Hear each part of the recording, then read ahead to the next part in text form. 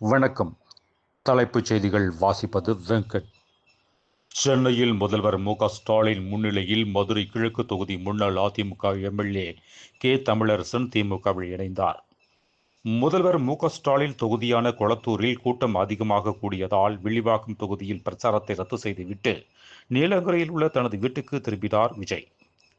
காதலி உடலை வெட்டி பிரிட்ஜில் வைத்து கடற்கரை வீரர் போலீசாரால் கைது செய்யப்பட்டார்.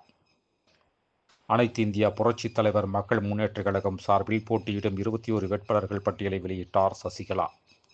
மத்திய அமைச்சர் கிரண் ரிஜிஜு உள்ளிட்ட பாஜக மூத்த தலைவர்கள் முன்னிலையில் டென்னிஸ் சம்பவான், லியண்டர் பயஸ் பாஜகவில் இணைந்தார். பெண்களின் குடும்ப சுமையை குறைக்கும் வகையில் தேவையான பொருட்களை வாங்க ரூபாய் 8000 கூப்பன் வழங்கும் திட்டம் அறிவிக்கப்பட்டுள்ளது.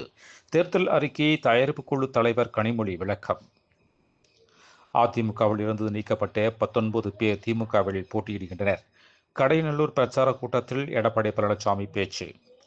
சீனாவில் தயாரிக்கப்பட்ட சிசிடிவி கேமராக்களை இன்று ஏப்ரல் 1ஆம் தேதி முதல் விற்பனை செய்ய மத்திய அரசு தடை விதித்துள்ளது. மக்களை குடிக்க வைத்து அதில் கிடைக்கும் பணத்தில் ஆட்சி நடத்துவது கொடுமையானது. திமுக மீது நாம் தமிழர் கட்சி தலைவர் சீமான் கடும் விமர்சனம். இந்த தேர்தலில் நாம் தமிழர் கட்சி வேட்பாளர்கள் யாரெல்லாம் தங்களது கருத்துக்களை முன்வைத்து அழுத்தமாக போராடுகிறார்களோ அவர்களை அடையாளம் காணுங்கள். நாம் தமிழர் கட்சிக்கு ஆதரவு தெரிவித்து இயக்குனர் சேரன் எக்ஸ் பதிவு. திமுகவின் தேர்தல் அறிக்கை ஒரு சூப்பர் ஸ்டார். அது அடித்தட்டு மக்கள் வரை சென்று சேர்ந்துள்ளது. கோடங்கிப்பட்டி பகுதியில் வாக்கு சேகரித்த முன்னாள் அமைச்சர் செந்தில் பாலாஜி பேட்டி.